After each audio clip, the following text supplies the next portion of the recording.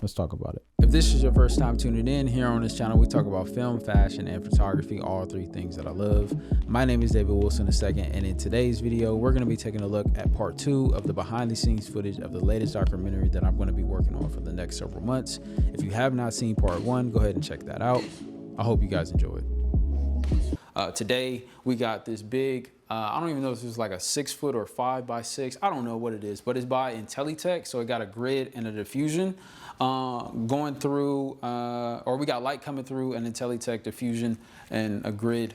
On the back end of this, we have V-flats. So I went ahead and purchased V-flats because I've never done book lighting, and I wanted to try book lighting. So basically, I mean, not to like get too in depth into like what it is, but basically you would use a bounce to bounce that back into a diffusion or towards your subject or whatever. You don't always have to use a diffusion for this particular setup.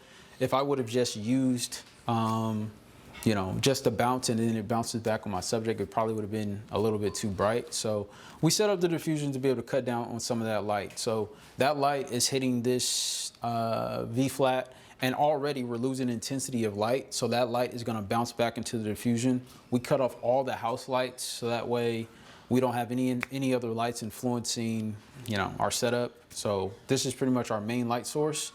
And then from there, let's see, what else? Oh, I didn't even say, I don't know if this matters, but it probably does. We're using an Aperture 300D Mark II. You could have used any light. That's just a light that I have today.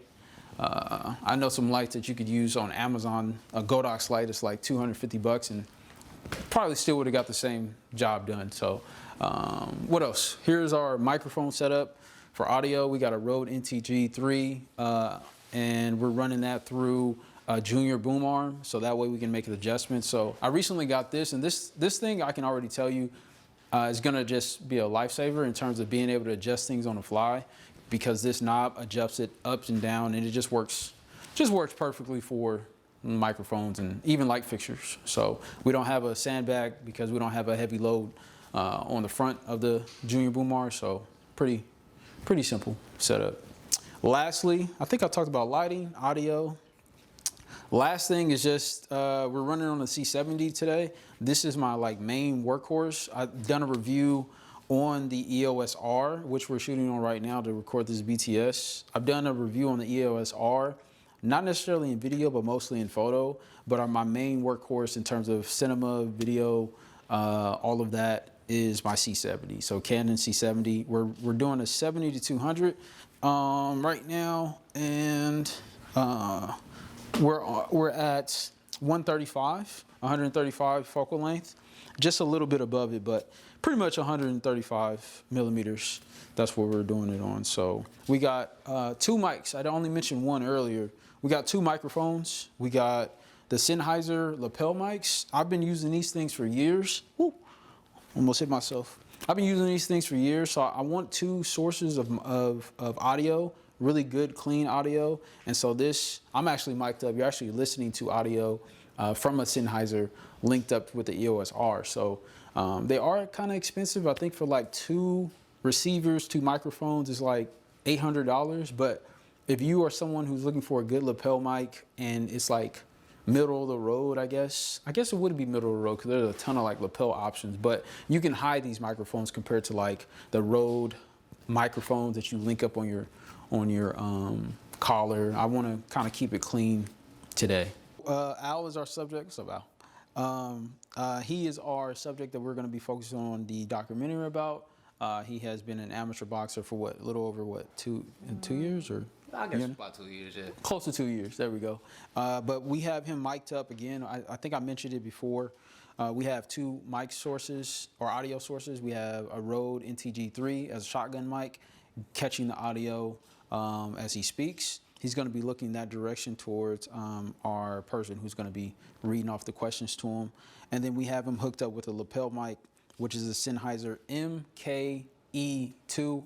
Don't kill me if I got it wrong. I'm going to put it in the description. I always put this microphone in the description. So if you are interested in buying this, again, it is in the description. I don't have any affiliate links. This channel's too small for me to even get paid yet.